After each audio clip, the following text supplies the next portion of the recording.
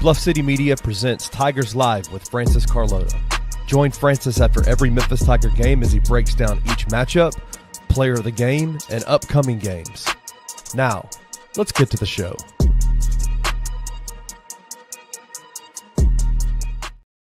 Oh my gosh.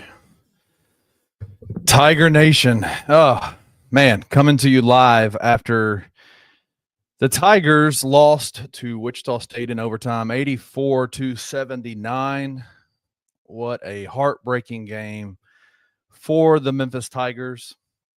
Not the way that I think any of us wanted to spend Sunday afternoon watching the Tigers lose again, 84-79 against Wichita State. That puts the Tigers at 21-5 on the year. 11-2 in the conference, breaks an 8-game winning streak. Yeah, man, tough game. Waiting on Roman Cleary to get in here. Obviously, we're going to be without Francis Carlota, the host of Tigers Live today, so it's just going to be me and Roman. Got a lot to talk about. It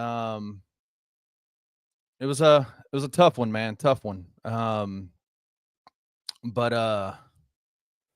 Yeah, don't know really where to start, man. I think it was a tough and physical game, right? Like tough and physical from the beginning.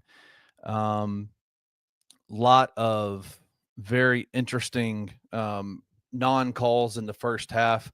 I said it in the Discord. I said, there's going to be kind of a recalculation to the mean.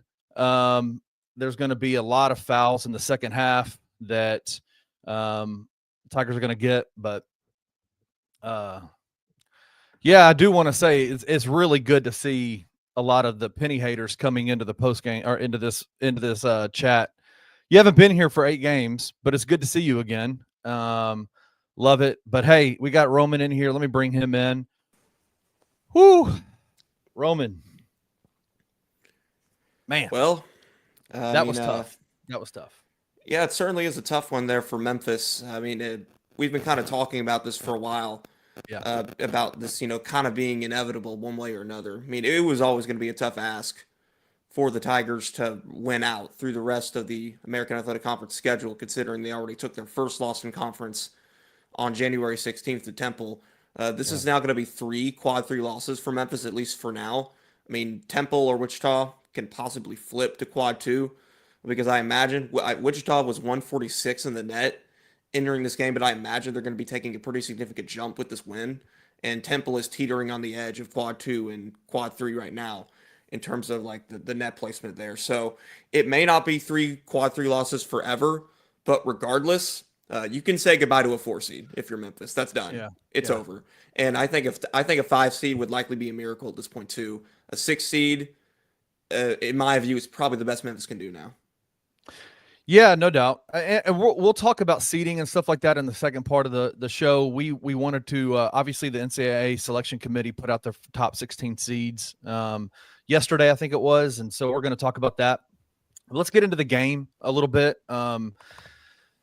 You would look at the stat line on this, Roman, and say that a lot of the things that the Tigers have struggled with that we have said are going to come back and bite them in the butt in games, we're going to be, rebounding, and we're going to be turnovers, and specifically turnovers, really. And you would look at the stat line and go, look, they had 10 total turnovers the entire game. Yeah, but they got out rebounded by 9 and allowed 19 offensive boards. So yeah, that was tough. That was a huge difference there. Wichita State was the more engaged and energized team in this game. I felt like it was pretty obvious from watching it that they wanted it more than Memphis did for the majority of it. And, when that happens and you're in a super, rough environment that the Charles Koch Arena can be, I mean, people forget because Wichita State is kind of down right now, but this is a pretty proud program that you're dealing with there. Yeah. And, I mean, that's a school that's experienced a lot of success in men's basketball, and they haven't beaten a ranked team since 2019. They're not used to that over there. So this was a massive game for that program, a massive game, for that school. And I mean, that's true for all AAC games, but I feel like it's especially true for Wichita, one of the only programs besides Memphis in the league that does have like real tradition there.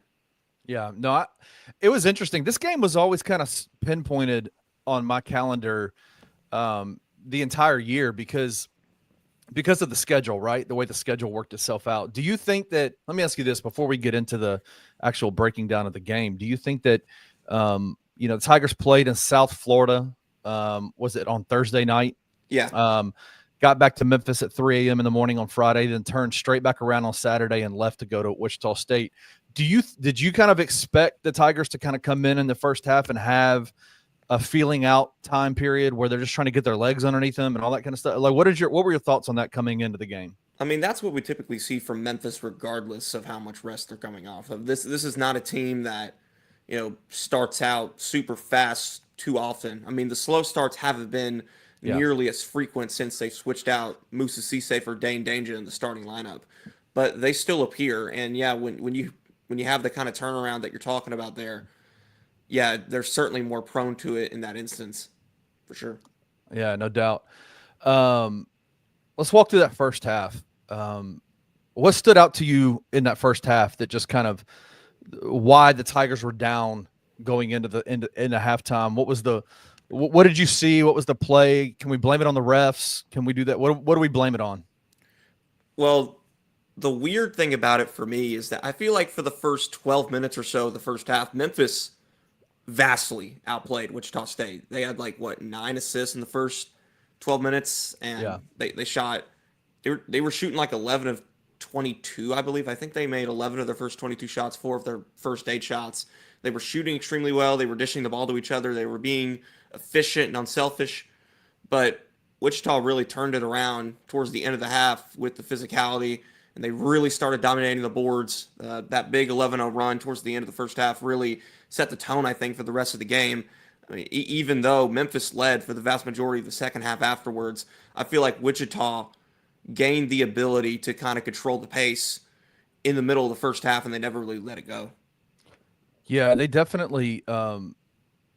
There was, I think, some questionable decisions by Penny in that first half that caused me to say, maybe there's some adjustments that need to be made. Dane came in the game. What did he score? Let me look at the play-by-play real quick because I should have written all this down. But he came in and had, I think he made the first 2 or 3 buckets for the Tigers and was really asserting his dominance in the paint. Like, he's just a really skilled player. And but he didn't score again after that. Yeah.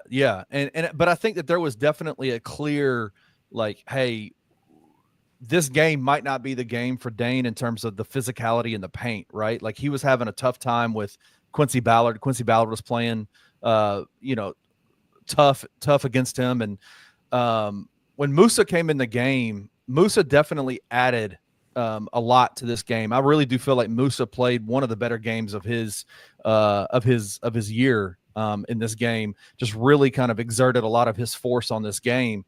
Let me ask you this: defensively, out of the Tigers, what did you see?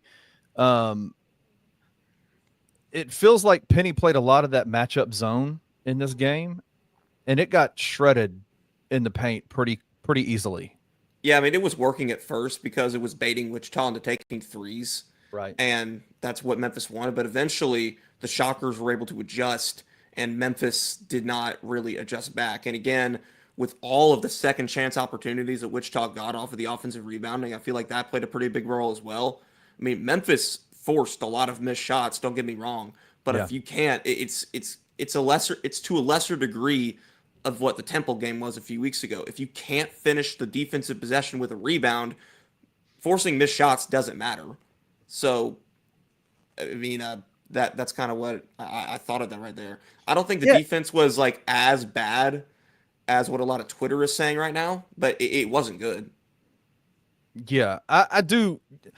There was definitely the Tigers played tough defense. I will say this: I think the one thing that I noticed throughout the entire game is that there was a lot of undue stress put on the backside of the defense, because of some of the gambling that the guards were doing at the half court line. There was a lot of gambling that didn't really seem to make a whole lot of sense. Like I said it in the Discord during the game, if PJ or Tyrese or even Dante would just guard their yard and not try to gamble for passes that they weren't getting, because what would happen is they'd get out of the play, they'd gamble, run past the play, and then a lot of pressure, pass up to the 3-point line, and then it was 3-on-2, right? Which is what every press break offense wants, is a 3-on-2 at the going towards the basket. And so there was definitely when they did guard their yard, a lot of really good defense being played. It was more so the gambling that was happening at the half court line that I think really put a lot of undue pressure on this Tigers defense all day. Yeah, no, undoubtedly. Again, from the way I saw it, Wichita just showed a lot more intensity, at least on a consistent basis throughout the game. I mean, there were certain points where you felt like Memphis was going to run away with it, but Wichita had a response and they had an answer every single time, and you got to give them a lot of credit there. So I want to look at the team stats with you real quick. Field goal percentage, Memphis shot 36% from the floor. Wichita State shot 40. They both had 75 field goals on the game. Obviously, Wichita State made 3 more than Memphis did. 3-point shooting percentage, 38.5% for Memphis, 19% for Wichita State. Memphis shot 26 threes in the game, which is more than they normally do. But so 10 of 26. Free throw line, 15 of 20. Wichita State scored or had 20, was 20 of 26. So both were at around 75%. Rebounds, Wichita State 54 to 45. 19 offensive rebounds for Wichita State to 16. 35 defensive rebounds to 29. Assists, 22 to 14 Memphis. I mean, Penny has always talked about how 20 assists is his goal. They got that. 5 steals to 3 for Wichita State. 8 blocks to 9 for Wichita State. Turnovers, they only had 10. Fast break points, Wichita State doubled them up 10 to 5. Points in the paint, 50 to 34. And fouls 18 and 18. Like, it's so interesting. Like, normally we would go and we would look at team stats at the end of the day and go, okay, these kind of tell the story of what happened in this game. I know that they were out rebounded by 9. Offensive rebound in the first half were. It was 11. It was like 11 to 4. Was it 11 to 4? So clearly the Tigers in the second half, made up that gap, right? Because it was tied by the end of the game. What stat stands out to you? Is it the rebounding? Because they only lost the rebounding battle by 9. I mean, 9's not absurd. Like the Temple game, everybody in the first half was going, "Is this Temple all over again?" Temple out rebounded Memphis 2-1 in that game, right? Like they almost had as many offensive rebounds as the Tigers had actual total rebounds in that Temple game. The rebounding didn't seem to be that egregious, and I guess maybe because in the second half they really closed the gap. But what stat stands out to you? I mean, yeah, you're right. When you look at the box score itself, it's difficult to kind of formulate what really separated. Yeah, 19 offensive rebounds in of itself is just not. It's not acceptable for Memphis. It's just not. Right. But I think the story of this game is less about what pops up on the stat sheet and more of just what you saw out there on the court. For me, it was just. I don't think like the box score can fully, I guess, quantify Wichita's ability to make more kind of game-changing plays, especially towards the end, that Memphis did. I will say one stat that does stand out for sure is that Memphis shot just 1 of 8 in overtime. They couldn't hit the bright side of a barn or whatever Francis likes to say all the time in OT. So Wichita, I think, vastly outperformed Memphis in the final period there, and honestly, I think that might have been the difference overall. Yeah, that. I know everybody wants to talk about the final shot going into overtime, the Colby Rogers 3. Were you surprised, as I was, that was the shot they got? I mean, yeah. I mean, when you have Tyrese Hunter and PJ Haggerty on your roster, you'd expect one of those two guys to take the shot in that situation, but it didn't happen.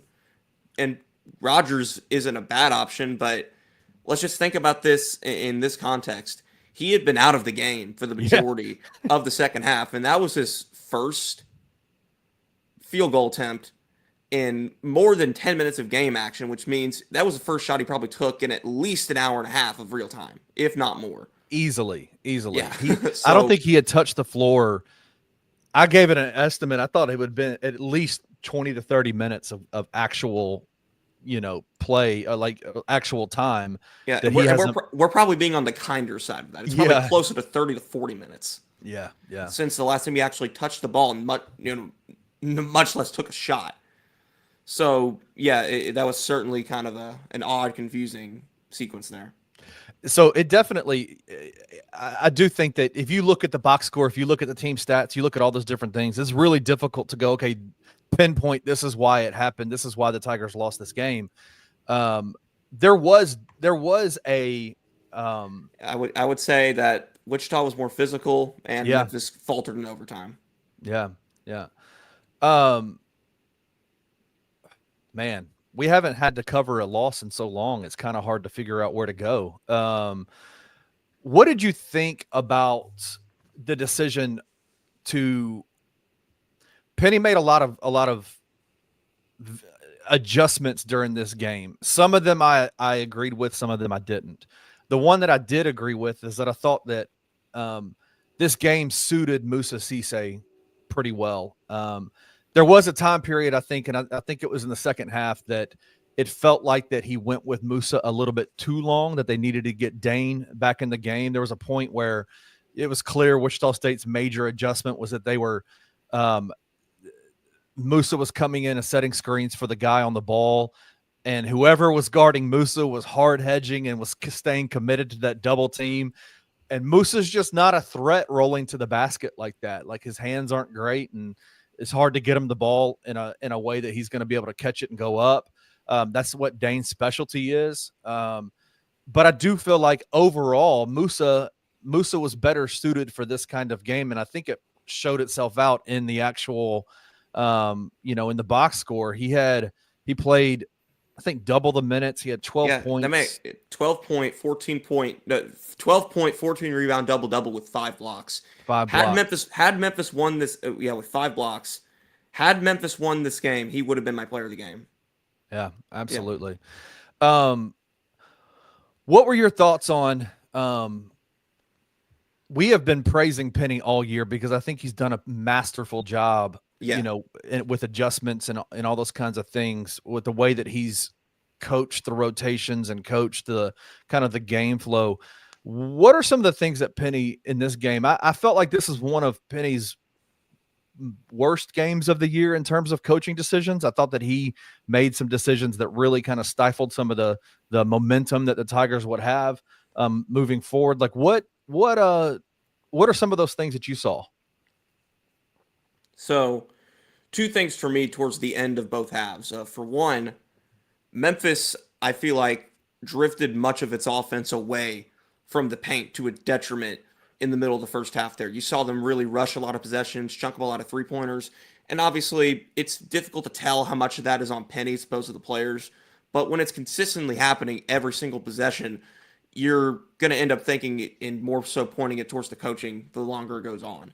Yeah. So I feel like Memphis kind of going away from what was really working for them towards the beginning of the game was kind of an odd decision there. And then Penny ran with a pretty elongated lineup of Tyrese Hunter, PJ Haggerty, Dante Harris, Nick Jourdain, and Musa Cisse. Mm-hmm. Like, no Colby Rogers, no PJ Carter, no Dane Danger down the stretch when you need offense, when you've been struggling to score and struggling to put the ball in the basket throughout the whole game. Right.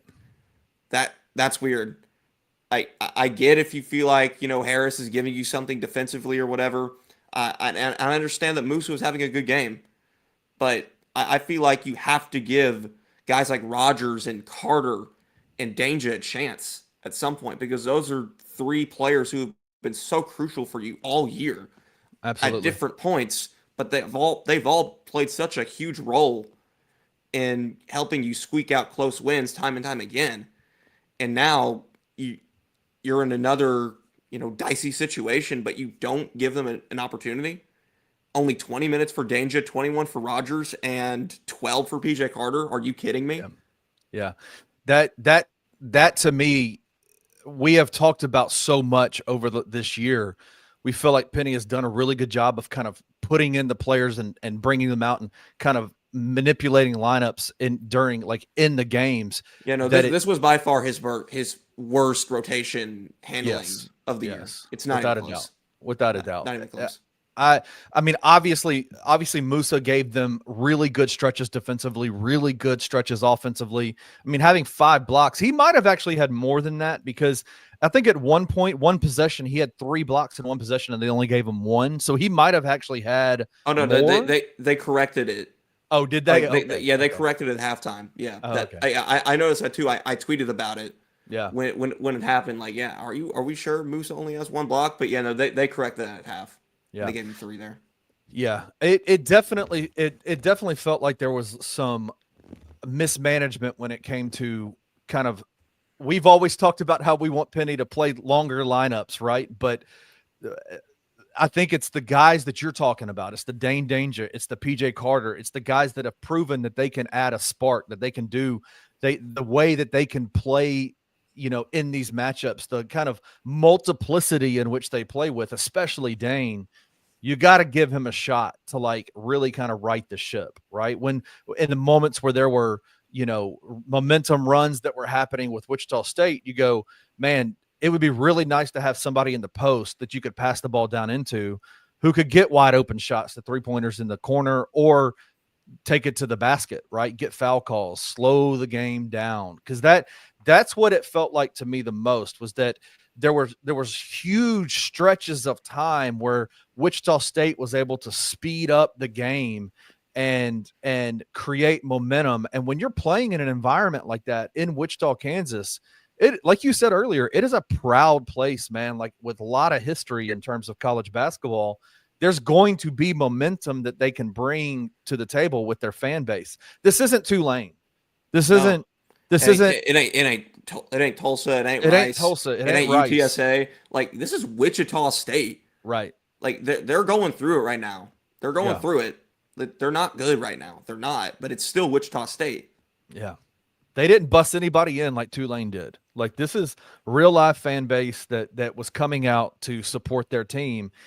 And as a coach, like I look at and I'm critiquing this because this is something that I think had a real impact on this game, but has been something that Penny has done really well all year. I really do feel like he's been really, really good at this. There were moments, use your timeouts, change up the substitution patterns, get different guys in the game. That to me felt like there was a lot to be desired at the end of this game for Penny and the staff. Which is just unique to this year. I mean, this Penny has been a different coach this year in the way that he's handled all that. So, Like, Dante Harris should not be playing 21 minutes if he didn't score anything. He right. scored nothing in 21 minutes. I understand he's more of a defensive guy, but if you're going to play 21 minutes, you have to add some scoring. I feel like Absolutely. like Absolutely. get at least 4 points if you're going to play 21 minutes. That's half the game. That's half the game. It's more than half the game. What do you think? Let me ask you about PJ. PJ Haggerty. Yeah. PJ was 4 of 18, 2 of 7 from the 3-point line, 5 of 6 from the free throw line, 15 points, 6 assists, 2 steals. But he had 3 turnovers, led the team with 3 turnovers, which isn't a lot for him. He has been notorious for turning the ball over this year. It's about average for him. Yeah. What are your thoughts on the way PJ's are teams targeting PJ in the way they play defense now? Yeah, I mean, with PJ Haggerty, I think we've all consistently pointed out that the way that he's able to generate offense and the way that he's able to beat defenders is with physicality. And to Wichita's credit, they realized the only way to kind of match him is to kind of match that physicality, be even more physical. And that's what I feel like the Shockers did for much of the game.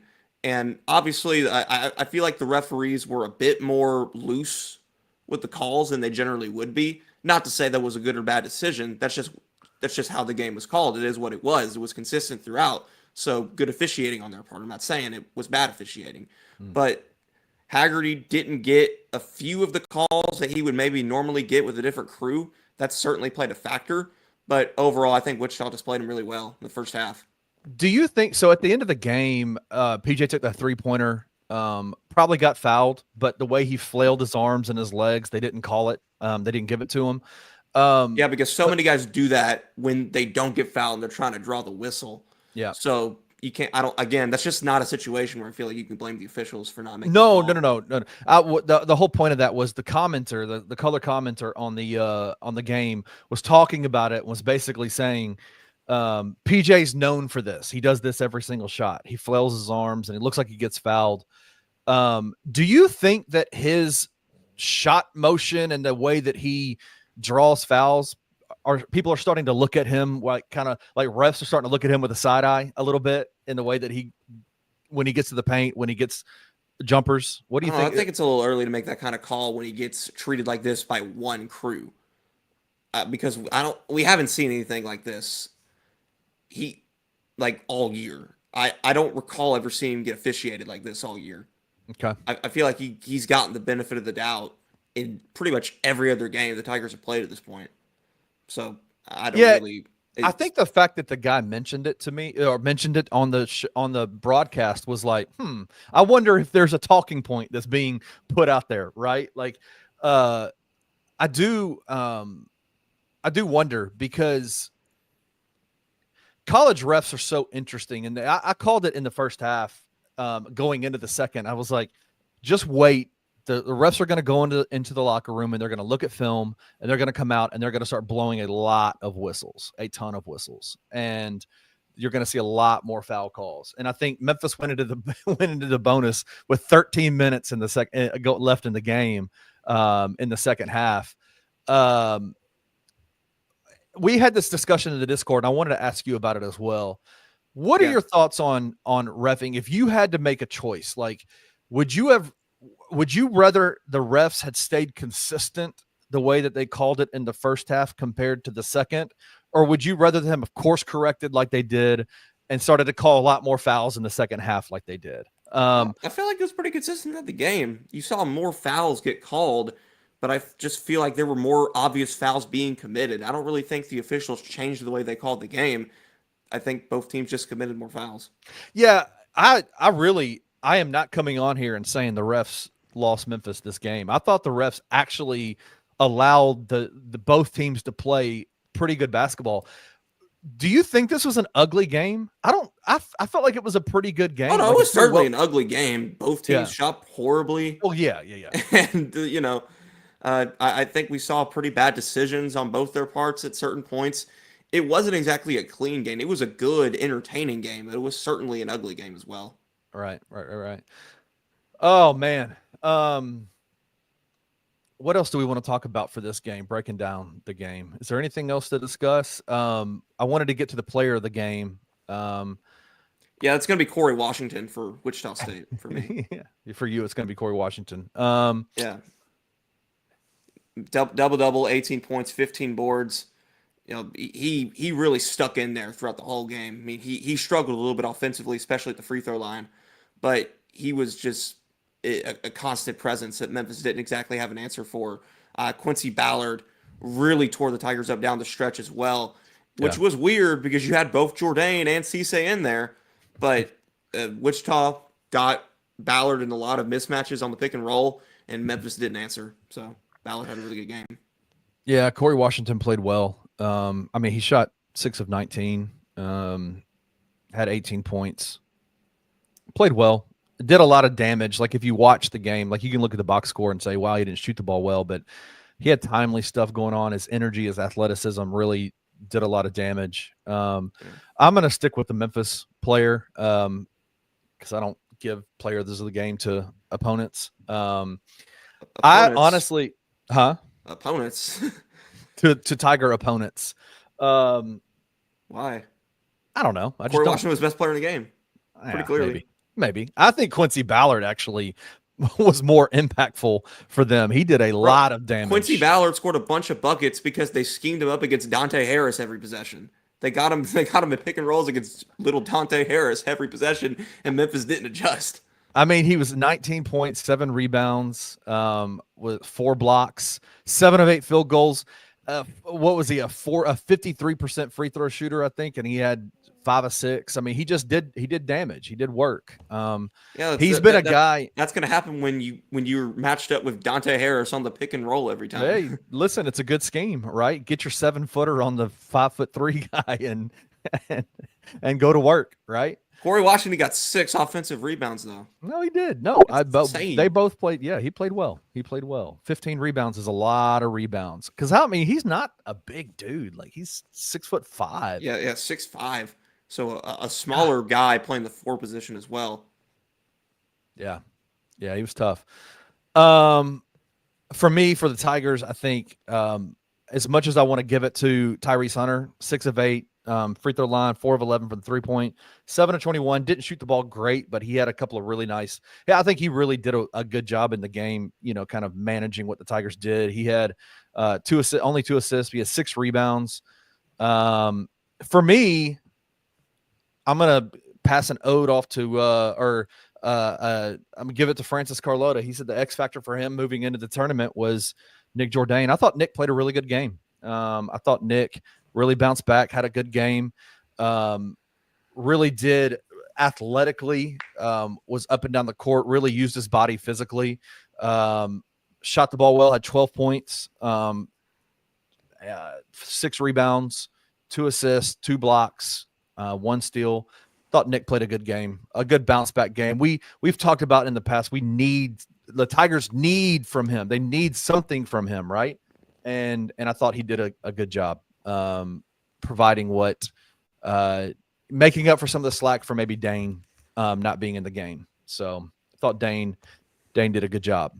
Yeah, but I think this also kind of disproves Francis's theory a little bit of Jourdain being the X factor, because you got exactly what you want out of Jourdain if you're Memphis, and you still lost because you didn't get enough from Rogers, you didn't get enough from Carter, you didn't get enough from Danger. Well, no, I'll defend Francis on this. He didn't say we need this exact stat line. We need something from him. I think Nick had to play too much because of Dane, because Dane didn't play a lot. Like Nick made up for what Dane usually provides, but I think Dane probably provides a little bit. He impacts winning more than Nick does. I just think what Nick did is he didn't fold under the pressure, even though there were a few times. Let me ask you this. Why does he not want to grab the ball on rebounds? Like, why does he always loose ball? Still doing the volleyball thing, right? Just tip the ball. Or even clearly the ball was touched by him at the baseline and he just lets it go out of bounds and starts pointing. I'm like, brother, grab the ball. Grab the ball and get a possession. What are we doing? Crazy, man. Crazy. Well, hey, listen, not a whole lot left to talk about. Do we know what does this do to the predictive metrics? No, KenPom is not updated yet. Is it not? Yeah, KenPom is not updated yet. No. Well, oh man. Anyway, wrap this game up, Roman. Wrap this game up. What were your thoughts? I mean, at the end of the day, I don't really have besides what we've talked about already, I don't really have too many takeaways from the game itself. My big overarching thought is that, I figured a loss was coming at some point. Now, what's tough for Memphis now is that UAB in 2 weeks becomes a lot more important. Yes, it does. It does, because that was the hope for Memphis, right? If you get to that game, having not lost again, then that game becomes a lot less high stakes. But now that you've lost this one, you probably got to win at UAB if you want a chance at anything better than a 7 seed at this point. Kenny, you're not gonna like that.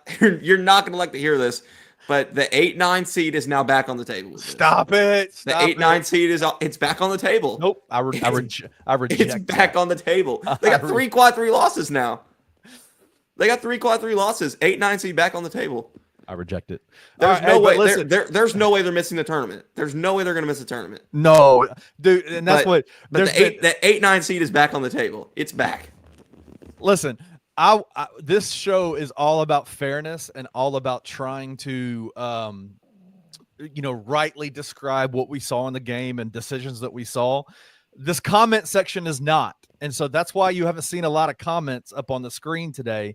There's some good. I saw someone say they're like one loss away from missing the tournament now. No, they're not. They're like No, they're not. 5 losses in a row away, in a row away from even being on the bubble. Right. Their resume is so good that for them to miss the tournament would be astronomically insane at this point. I love number one, my name is Kenny. I just want to throw that out there to y'all. It's not Kearney. I think that's what I've been called a lot in this comment section. My name is Kenny, not an R. It's Kenny is my name. I haven't put up a lot of comments because clearly when the Tigers lose, an influx of people who are never a part of the show when they're on an 8-game winning streak come in, and that's fine. I'm perfectly cool with that. But we're going to have a legit discussion, even though we're trying to work through this ourselves and trying to kind of describe the game that we saw. But we will. We're going to move on. We're going to take a break really quick, and when we come back, Roman, in the preview for this game, you broke down a lot of the seeding, a lot of the bracketology. The NCAA tournament selection committee put out their top 16 seeds. Memphis Twitter went up in an uproar about it.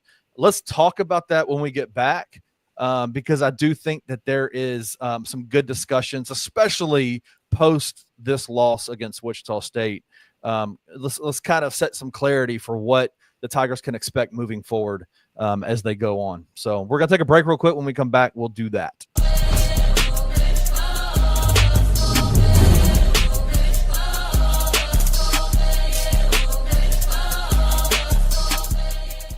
I think what you just brought up about having their resume as, a top 12 resume in the country is where I land on it, because yes, there have been some hiccups and Memphis hasn't covered in a lot of these games against these bad teams, but I'm old enough to remember what they did in non-conference and beating UConn and beating Michigan State and beating Ole Miss and beating legitimately some of the best teams in the country. I think in the end of the day, they check way too many boxes as a top 15 team for us to doubt where they're at number 14 in the country. Yeah. They check way too many boxes. When you watch them, you're not going, this is a team that's just kind of being floated by a bad schedule or whatever, and they're 20-4 because of who they play. No, it's because on the floor, the product that they have, the way that they play matches up against some of the best teams in the country. Tune in to On the Bluff with Christian Fowler and Gabe Kuhn every Tuesday at 12 p.m. on the Bluff City Media YouTube channel.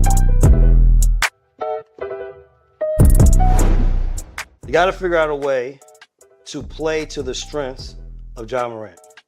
He is good playing with the ball in his hands and playing in screen and roll action at some point.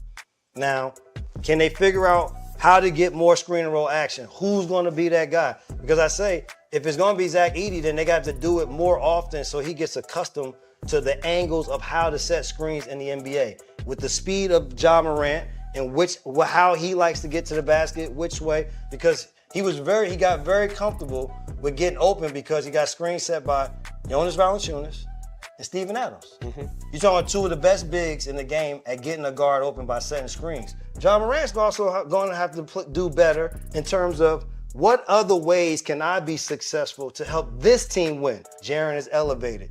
Dez is elevated. The bench is elevated. So now he doesn't have to do it all, but you still have to be impactful when you're on the floor. Tune in to the Night Court Podcast with your hosts, Rob Fisher and Brevin Knight, on the Bluff City Media YouTube channel.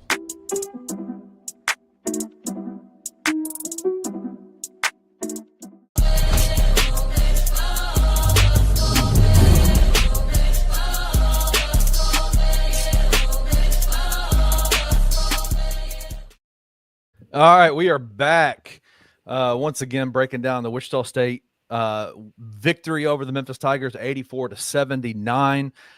Roman, I want you to do me a favor.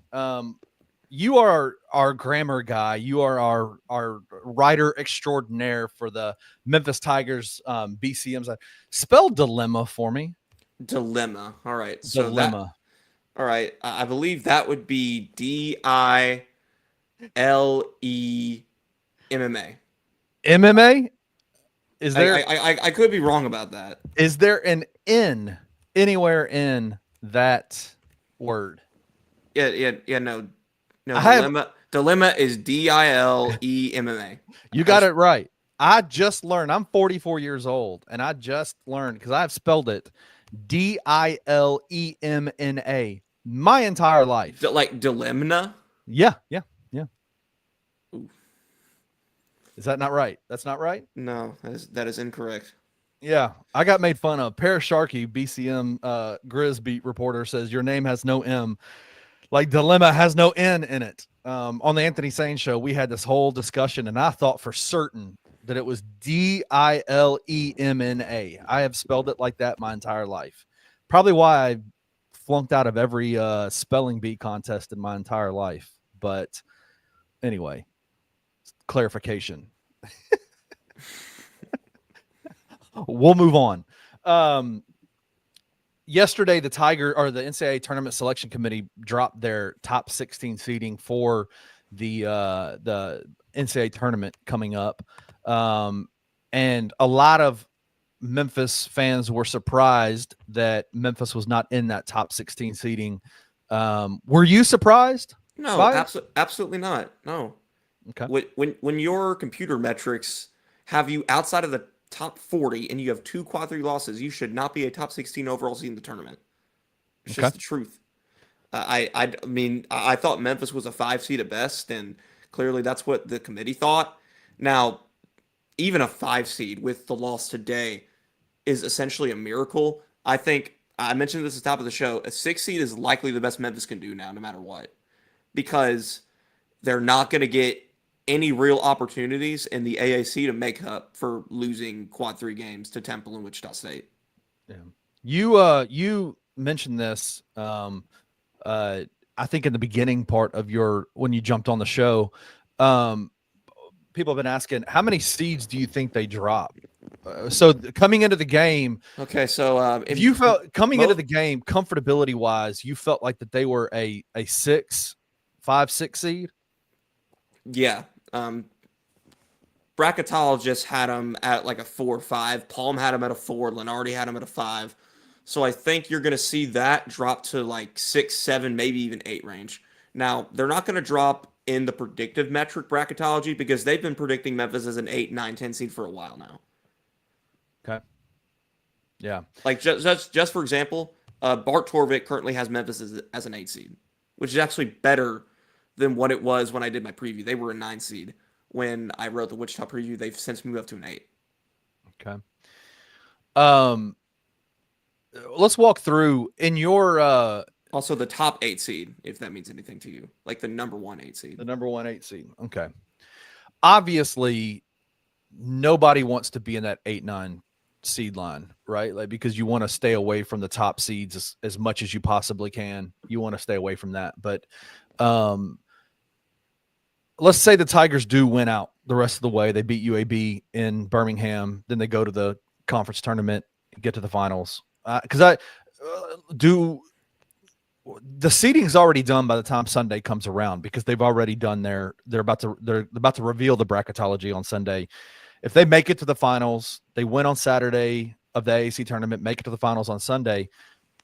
Where do you think the Tigers would be? Do they have a chance to move up at all, or are they pretty much firmly stuck? We just don't want to move down kind of deal. I think they're firmly set at this point for anything between a 6 and a 9. A 5 seed, I guess, is like not completely impossible, but I think it would be a miracle for them to get a 5. A 4's over, a 3's over. You can forget about that. Memphis will not be a part of those discussions anymore moving forward. Yeah. But if with a miracle, like if they went out and other teams lose and things like that, they can maybe still get a 5 seed. But best case scenario is a 6 likely. And honestly, if they were to fall in the 6-7 line, I think a 7 is probably more likely there. Yeah. It does feel like, obviously, the predictive metrics, you wrote about it in your pregame, the computer metrics, just is it because of, I know the blame has been put a lot on the conference, right? The AAC conference is just trash, and they're playing Q3, Q4 teams nonstop. They're just getting a ton of those kinds of games. Oh no, that is the reason. That is the main reason. Like, let me ask you this: I still think it is. If you had to percentage it, would it be that it's because of who they're playing, or because of the they've won a lot of those games, but they haven't won them convincingly, right? They've been in battles, they've been in, haven't covered all the games that they have, won, even though they've won. And we've said it from the beginning, just win, just win, just win. And that's true. But in situations like this, with the top 16 seeding and what the potential bracketology could be, how much weight do you put on the fact that the Tigers have not beat these teams by the predicted, the predictive amount, like whether it's they're a 12.5 point favorite, they win by 10 or they win by 9. Is it more so the conference, or is it actually the fact that they're not beating them by the spread that they're supposed to? I mean, when you are in a situation in every single game where you're favored by double digits, you're supposed to beat them by a lot, you're far better than they are. They're not even top 200 or whatever in the net, that type of situation. It's their Super Bowl. When you're in that spot every single game, it's just difficult, regardless of how much better you theoretically are. And for that reason, I haven't really been kind of squeaking out these games against Memphis too much, because they were losing them last year. They were losing them. Right. And to go from that to actually winning them, and for the most part taking care of business in the league, that's an improvement in of itself. So I haven't exactly cared too much from Memphis's perspective to be like, oh my gosh, they're in these barn burners with Rice and Wichita State or whoever, because they've been winning and they've been maintaining. But now that there has been a loss here, that probably does change the conversation a little bit. And so I was kind of confused by your question there. How does it change the conversation? Like, how does it change the conversation? What do you mean by that? I think mainly with the seeding, as I've mentioned already. That's okay. For what the conversation really changes there. Yeah. How do you, I feel like we have ad nauseum just kind of walked through this seeding stuff, and I mean it's kind of the same thing every single week, right? We just go out and win, just go out and win. Do you think that, I don't even really know where to go else from here other than just to say, just keep winning, right? Just keep playing. These Wichita State games like this don't really do a whole lot in terms of, it'll hurt you. Obviously it'll hurt you in terms of where you want to be at the end of the year. Cause nobody wants to be in that 8-9 seeding line, just like you talked about, I think. But like you said, I think probably before this game, it was going to be tough. Like they were going to have to lose a couple of games to get out, to have that 8-9 seed line kind of open back up for them. But it's clearly open now. I think that undoubtedly it's open now. Nobody wants to hear that, but now I will say, if this were based off the metrics purely, the 8-9 would be the prediction at this point. That would be the expectation. Right. But because Memphis has the resume it has, it probably still has a chance at a 6 or a 7. Right. Just based off the resume. And the committee has come out and said that the resume still matters more to them than the predictive metrics do. But still, when Memphis is as low in the predictive metrics as they are, and they're probably going to drop at least a little bit. Now, one thing to note is that things like Ken Pom and the net and Bartorvik, they don't really care about wins and losses. It's all about efficiency for them. So I don't think you're going to see Memphis drop like 6 spots in Ken Pom or 9 spots in the net or whatever. It's probably going to be more like a 2 or 1 spot drop, like we've kind of been seeing, even though Memphis has been winning those games. Because again, they don't care about wins and losses. It's all about efficiencies for them. Right. Let's do this before we get out of here. I think we've kind of hammered the 16 seeding, the top 16 team seeding. I think most Tiger fans, and I know that the team knows what they need to do. They just need to keep winning, just keep playing the games that are in front of them and just keep winning those games. Right. Yeah, that's it. You're fighting to avoid the 8-9. Yeah. Before you were pushing for the 3 and the 4, but it's over now. You're done. You've blown your opportunity at that. Now you just got to fight to stay out of the 8-9. And I think they can get a 6-7, but I'm honestly kind of skeptical that they can avoid the 8-9, even if they went out. The Tigers looking ahead, they have a week off. Especially if the quad 3 loss number remains at 3. Yeah. Yeah. The Tigers looking ahead, they have 5 more games in conference. They have a week off, so they're playing next Sunday back here in Memphis against Florida Atlantic, who I think they beat by 30 in Boca Raton at the beginning of the year, or beginning of the conference schedule. Bring in Florida Atlantic, and I think Florida Atlantic might have lost today, didn't they? Did they lose today? I know. I mean, they were playing Temple while Memphis was playing Wichita, so I haven't had a chance to check that yet. Let me look.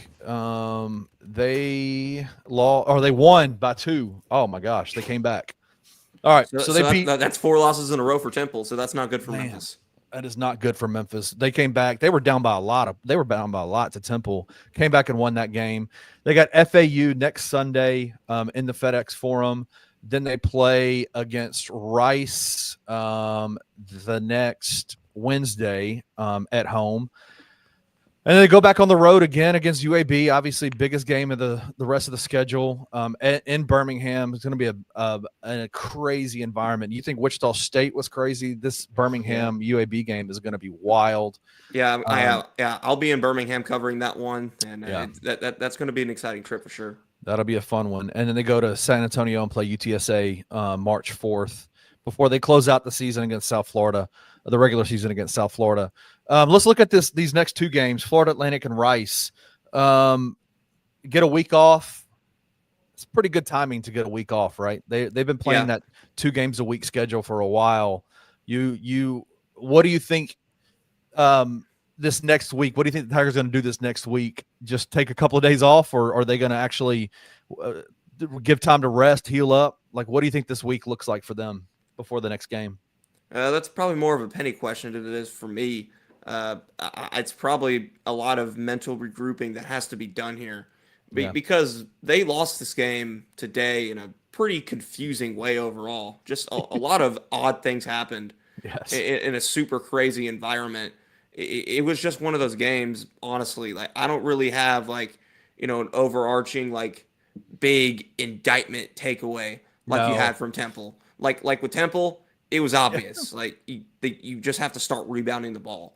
Now, the rebounding was an issue, but Memphis also got 16 offensive rebounds themselves compared to 19 for Wichita. So the split there wasn't as large as the game itself, if you just watch it without looking at the box score, might have made it seem. Yeah. So honestly, I think Memphis just needs to really rest and recoup here. Get Hunter a bit healthier, obviously, because he had to sit out a game a week ago.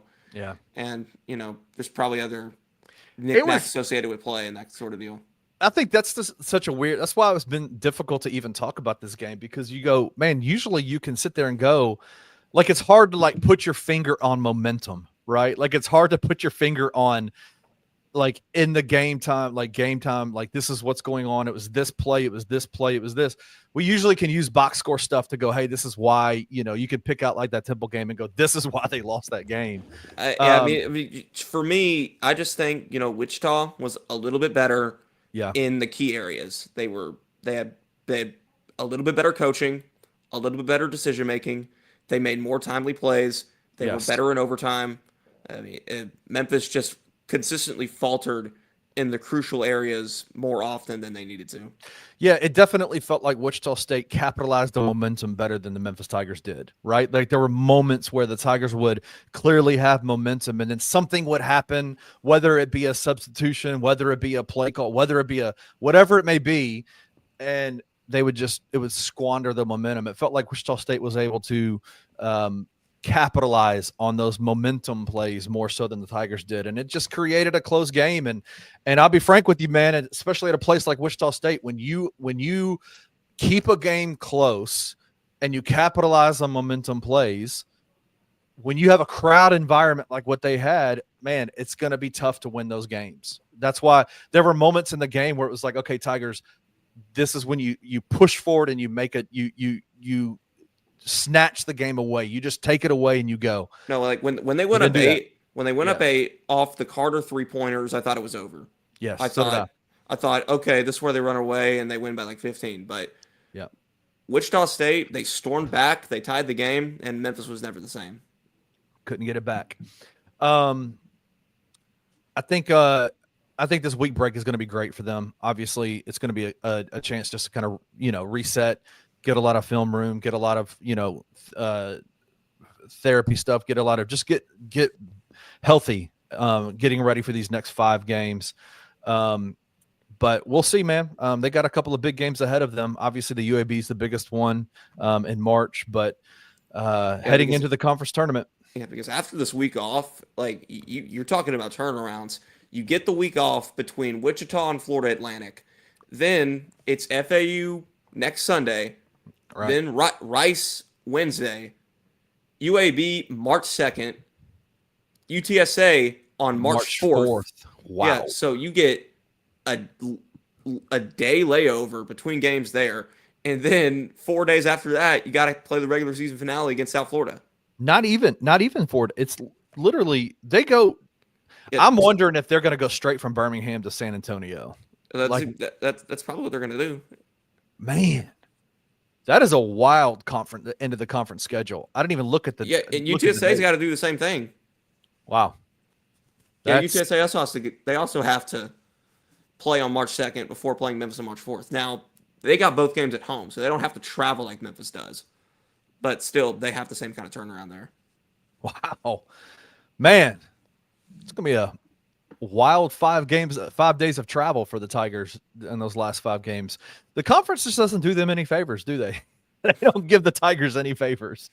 I mean, when the quality of competition is so poor, maybe they feel like they have to create some kind of, disadvantage somehow. I don't know.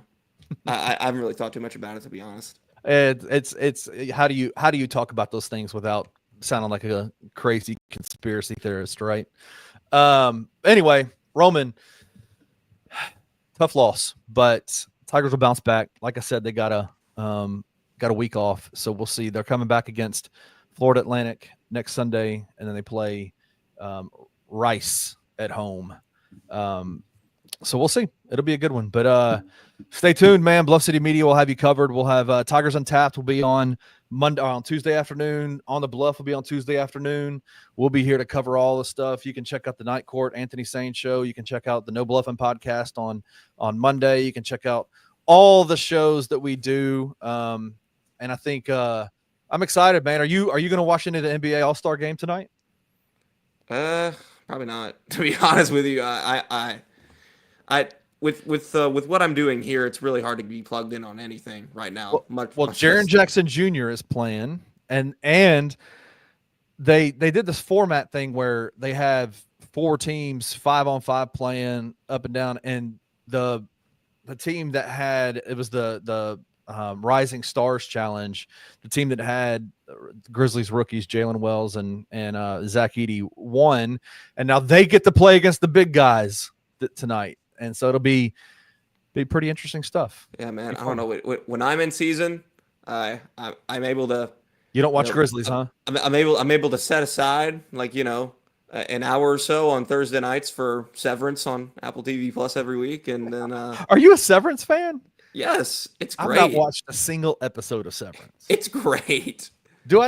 I'm just not a big fan. Like, I'm gonna need off air. We'll talk about Severance, and I want you to tell me why I should watch it. Because I don't know if I want to. It's very good. Okay. That's the reason you're going to get. It's very good.